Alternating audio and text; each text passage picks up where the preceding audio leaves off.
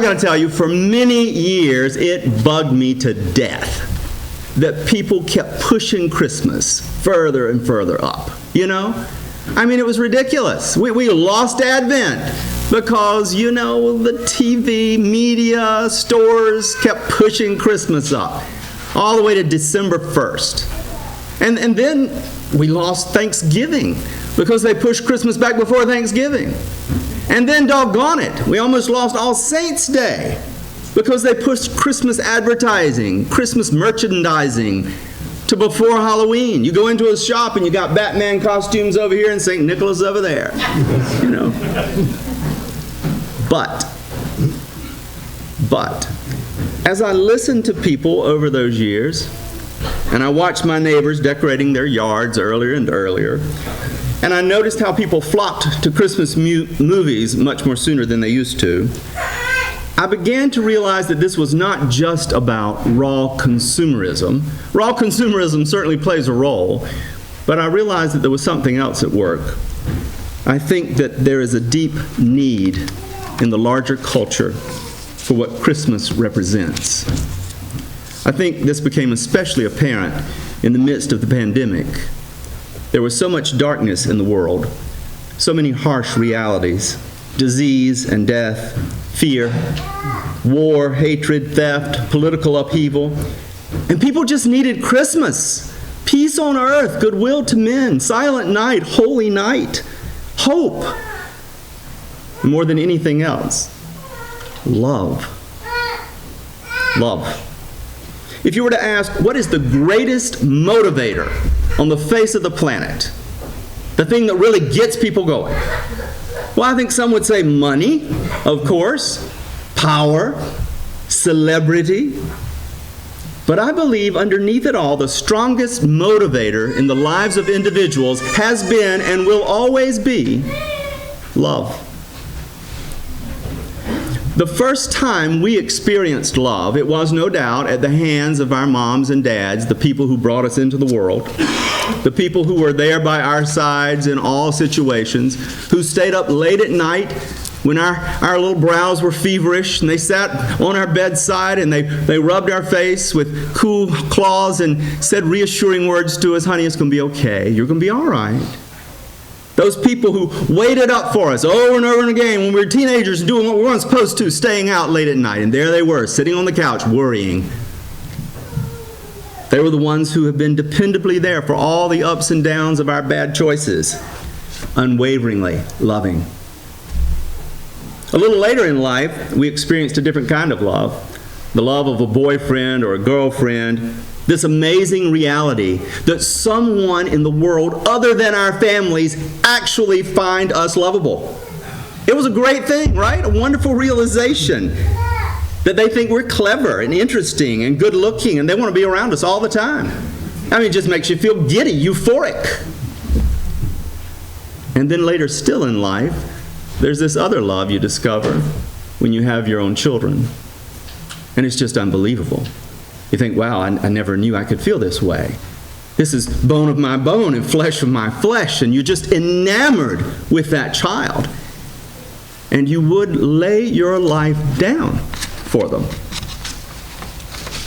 Happily. And along the path of life, we see other examples of love. People who offer love to other people because they seem to need it. Even people who are perfect strangers. I remember this guy who was a seminary friend, and he came to Vanderbilt without a car and with a cruddy old bike, and he was riding this bike all over Nashville, working in a cruddy little place called Helga's Soup Kitchen, making money as much as he could, holding that money together, saving month after month after month so he could buy this used car. And then he met this old man who was very poor and sick. And the seminarian ended up giving that man all of that savings. And after a while, I noticed he wasn't ever buying that car. And I said, hey, what happened to the used car you were going to get? And he said, well, let me tell you. And he told me about this man. And at the end of it, he said, you know, I guess I came to realize that I loved the man more than I loved the car. I think of a couple that I knew in a parish I served. who'd had a child of their own, but then they felt called to adopt children. And they adopted 2 other children from other countries. This couple, who both had very busy jobs and who now had 3 children they were trying to raise, who probably really had more than they could handle almost financially. But through someone in the church, they discovered that there was a little boy who'd been abandoned, whom no one wanted because he was mentally and physically challenged. And their hearts went out to him. And even though they were already up to here with commitments, because of love, they adopted another little boy. I think of the college friend that I had. He was the brightest in our class, straight A's, just a brilliant mind. And at the end of his sophomore year, he decided he was going to drop out of college. And when I heard that was going to happen, I said, "Are you crazy? You're at the top of the class. My gosh, you're going to be doctor, lawyer, something." And he said, "Yeah, well, my granddad is not doing well, and there's nobody else to take care of him. This guy's parents had been killed in a car accident many years before. And then his grandmother, who was like a mother, died right before he entered college. And he said, you know what? I can always come back and finish my education, but I'm not always going to have my grandfather." Don't you love seeing that kind of love? People have moved across the globe because of love. People have sacrificed great wealth because of love. People have given up vocations because of love. They've suffered pain, all because of this mysterious, powerful thing called love. Scripture tells us that God is love. Not that he has love, not that he feels love, not that he acts with love, but that he is love, that in his very essence, the essence of his being, God is love. And that true love, all true love, emanates from him. Love, of course, can be misused and distorted and manipulated, but in its purest form, it is sacrificial. It is selfless. And when we boil this Christmas story down to its most basic truth, love is the story. God so loved the world that he reached down and touched the world with his love. Jesus is God's love in the flesh, God's way of showing us what his love looks like in a way that we can see and understand. And I believe with all my heart, because I think God believes, that love is the solution to all the misery of this fallen world. The solution to all the hate and the division and the sin and the selfishness and the unforgiveness and the war. But love is the solution. Do you remember, some of you, back in the turbulent 1960s, when Dionne Warwick made popular a song, "What the World Needs Now is Love, Sweet Love"? You remember that? What the world needs now is love, sweet love. It's the only thing that there's just too little of. Isn't that still true? There's too little of it. Love and love alone, I think, has the ability to transform hearts and minds, to overcome hatred and arrogance, to open the door to forgiveness and understanding and peace. Isn't that the case? Haven't you ever known someone that you have learned to hate because they fit into some category of people that you've learned to hate? And then along the way, you get to know that person, and lo and behold, you like them, and more than that, along the way, you love them? And you feel yourself changing in the way you think about that category of people? But unfortunately, over and over, it is our pride that slams the door shut to love. Our need to feel more powerful than other people, to feel we're better than someone else, that we're right and they're wrong, and therefore they are to be hated or disregarded, and in some instances, destroyed. It is pride, and nothing but pride, stupid pride, that causes us to say that all Democrats are evil people, or all Republicans are evil people, that Russians are all bad, that the Chinese must be hated, that anyone who is different from me, black, white, Asian, gay, straight, that because they are different, and because my pride tells me that I must be better than them, then they are to be hated. How do you change such a dark, selfish, hateful world. Well, God seeks to do it in a way that I think is a little bit sneaky. He does it by not putting our pride on guard, by coming to us in a child. Born into a poor family, into a nation that is the smallest of all nations, born into utter humility.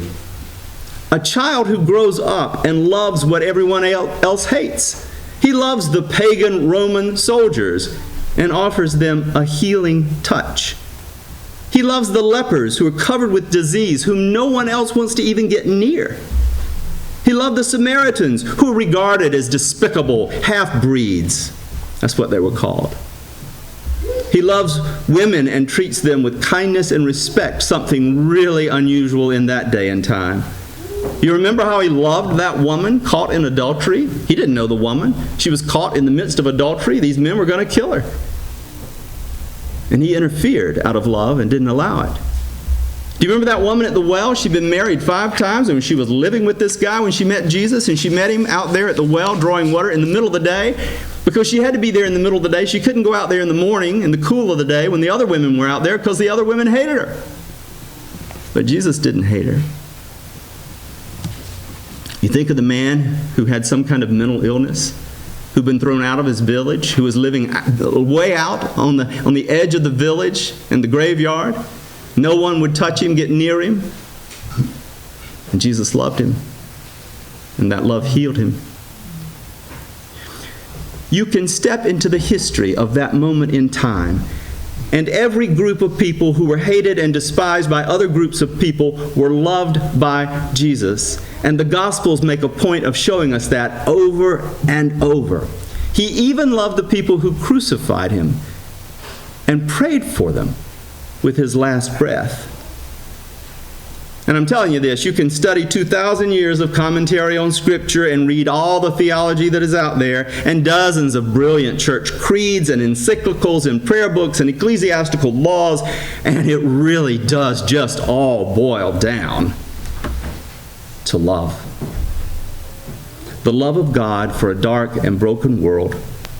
A God who seeks to embrace every single person on the planet, with the hope that if we could allow His love to touch us deeply, to get deep down inside beyond our pride and our self-protection and our woundedness, that it would transform us and open us to love those whom we have learned to hate. And that kind of love can transform the world. I used to get annoyed that Christmas was being pushed upon us earlier and earlier every year. But now I understand that it is simply a sign of a broken world desperately in need of what Christmas represents: the healing, sustaining, grace-filled power of love.